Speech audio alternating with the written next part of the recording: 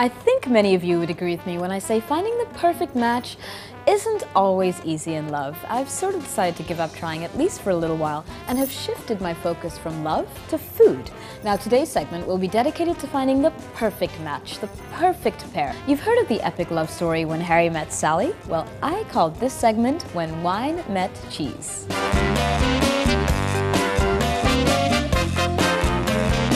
The art of wine and cheese pairing is much like the art of matchmaking. It's about achieving a balance, sometimes making compromises, finding common ground, but also finding that opposites can attract. And today I was at Madera in the new Raintree Hotel for a wine and cheese promotion that was on until the 10th of March.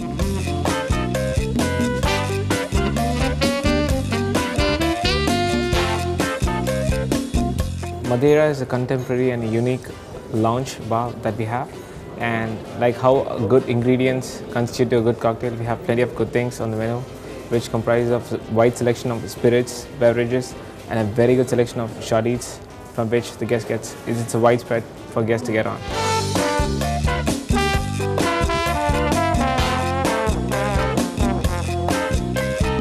We are having this wine and cheese promotion for about 10 days.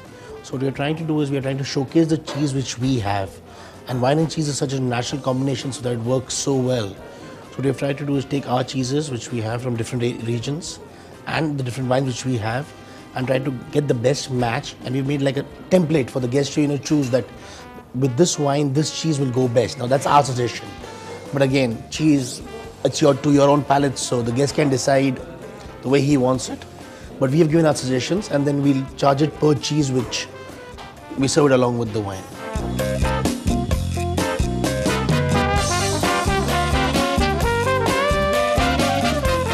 Now, when you're pairing wine with cheese, though there are some agreed upon guidelines, the most important thing is personal taste. So really, you can't go wrong. But in general, white wines tend to pair better with softer, stronger flavored cheeses, while red wines pair better with hard, milder flavors.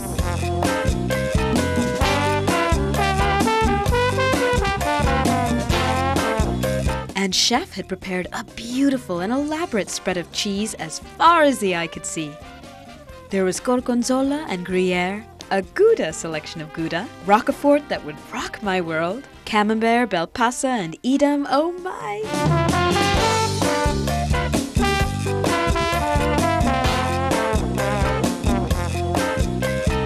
Now, if you're looking for a flexible wine that you can serve at a dinner party, a wine that's not too fussy, that can actually complement many kinds of cheeses, then you might want to opt for a sweeter, fruitier white wine. The German Riesling, for example, is a versatile food and cheese-friendly option.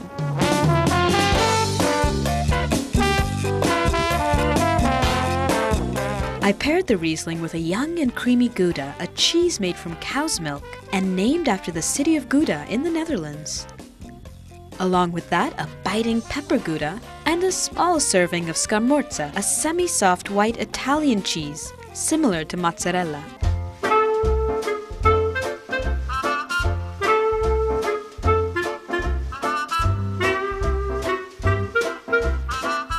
And now, the art of pairing Prosecco with cheese. Now, Prosecco is an Italian white wine. It's a dry, sparkling wine. Now, what really works well with the sparkle in Prosecco and in Champagne as well is a sort of fatty, heavy cheese. So something like Brie or Camembert, because the sparkle in Prosecco cuts through the fat.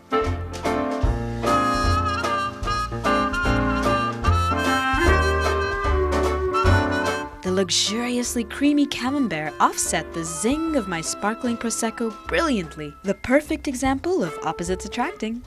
Chef threw in a nibble of Gruyere as well, a hard yellow cheese with a sweetish, saltyish taste. Now, another option for fattier cheeses like Brie or Camembert would be a dry, crisp Sauvignon Blanc, like what we have now. We actually have a Sauvignon Blanc from New Zealand, which would also go well with creamy goat cheeses or a sharp cheddar cheese. To accompany my glass of Sauvignon Blanc was a red cheddar cheese, a petite serving of delicate semi-soft Bel Paisa and Italian cheese, and a little nip of Fontal, a buttery textured semi-hard cheese with a rather bland flavor.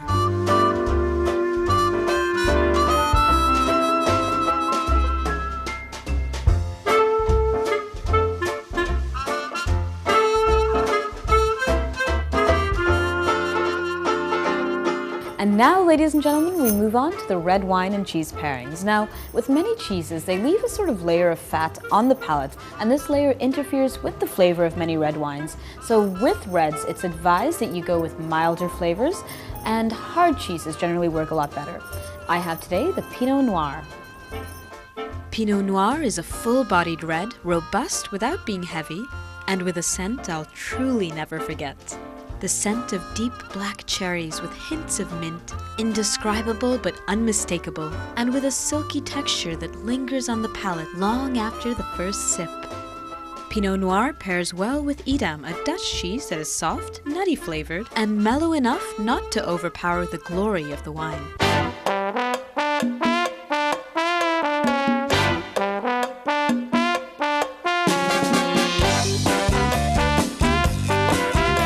Now finally, we end with a cheese that forces you to take a stand. Now with this cheese, there's no diplomacy, no sitting on the fence. You either love it or you hate it.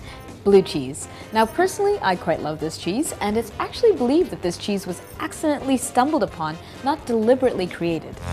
When cheese was stored in caves, historians believe that they naturally developed mold. Though many believe the cheese was ruined, a curious George one day decided to taste this cheese and found the boldly pungent taste appealing. Cheesemakers then deliberately developed cheese in caves where this mold was present. Though many blue cheeses are still aged in caves, the mold is also injected or mixed with the curds. Now when pairing a wine with blue cheese, some believe that you need an equally bold wine to combat the unabashedly bold flavors of a blue cheese, something like a Cabernet Sauvignon. Others believe that you need a sweeter, lighter wine to sort of combat the saltiness of a blue cheese. Personally, I would go with a dessert wine, at least for now, because I do believe that the sweetness is a nice contrast to the salty and pungent flavors of a blue cheese. I decided on a Deinhard Beeren Auslese, a German dessert wine. The grapes of Beeren Auslese wines are individually picked and make for a sweet, rich wine, wonderfully offset today by the poignant saltiness of my Danish blue cheese. Parmigiano is a cheese that also goes well with most wines. Well, we may have spent the day finding the perfect wine and cheese pair, but maybe you and I would make an equally good pair. There's only one way to find out. Simply write in at feedback@ndtv-hindu.com with the correct answer to the following question for your chance to win a free meal right here on Feeding Frenzy. So until then.